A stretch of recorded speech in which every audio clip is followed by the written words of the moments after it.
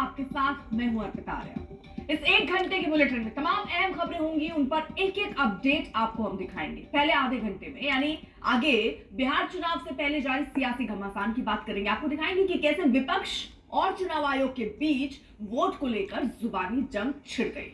बिहार में वोटर अधिकार यात्रा कर रहे राहुल ने आयोग को चैलेंज किया है, तो आयोग भी विपक्ष पर संविधान के अपमान का आरोप लगा रहा है। उपराष्ट्रपति चुनाव को लेकर भी अपडेट आपको देंगे। साथ ही आधे घंटे बाद यानी 10:30 बजे बताएंगे सैलाब से गहराते संकट की हर खबर।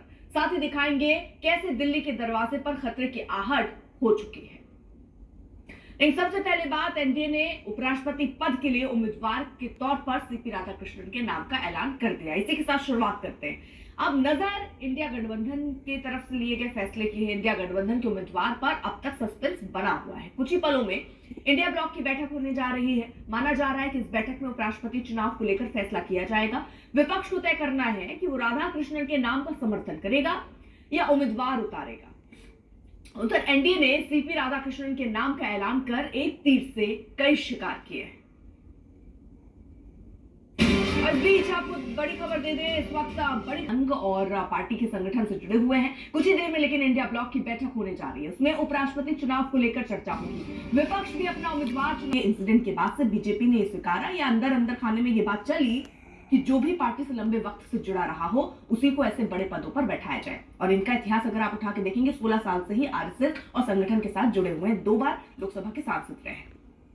उधर कल बीजेपी अध्यक्ष जेपी नड्डा ने सीपी राधाकृष्णन के नाम का ऐलान किया था। हमारे सहयोगी इस वक्त जुड़ चुकी है। मौसमी, अब देखिए संभावनाओं पर ही बात हो रही है। आज बैठक भी होनी है इंडिया ब्लॉक की, उसमें कई तस्वीर साफ हो जाएगी। लेकिन क्या आसार नजर आ रहे हैं? अपना उम्मीदवार उतारेंगे या समर्थन दे देंगे? देखिए अर्पिता, जिस तरीके से क्या क्या रिएक्शन आ रहा है आपको सुनवाते हैं। ये उनका सहयोगी मौजूद है। मौसमी, अगर पुराना उदाहरण देखें, जब जगदीप धनखड़ के वक्त पर भी 500 से ज्यादा उनको वोट जो है वो मिले थे। और ऐसे में शिवसेना उद्धव गुट जो कि इंडिया ब्लॉक का ही है, वो ये कह रहा है कि वो एक ऐसे चेहरे हैं जिन पर कोई कंट्रोवर्सी नहीं है। तो क्या विपक्ष में राय बटी हुई नजर आ रही है क्या? देखिए, ऐसा लगता है कि विपक्ष के बाकी जो घटक चुनाव आयोग के बीच जुबानी जंग तेज है। राहुल के लगातार जो आरोप है वो लग रहे हैं। इसको लेकर मुख्य चुनाव आयुक्त ज्ञानेश कुमार ने एक जवाब दिया। उसके बाद राहुल गांधी और अन्य विपक्षी नेताओं ने भी सवाल उठाए।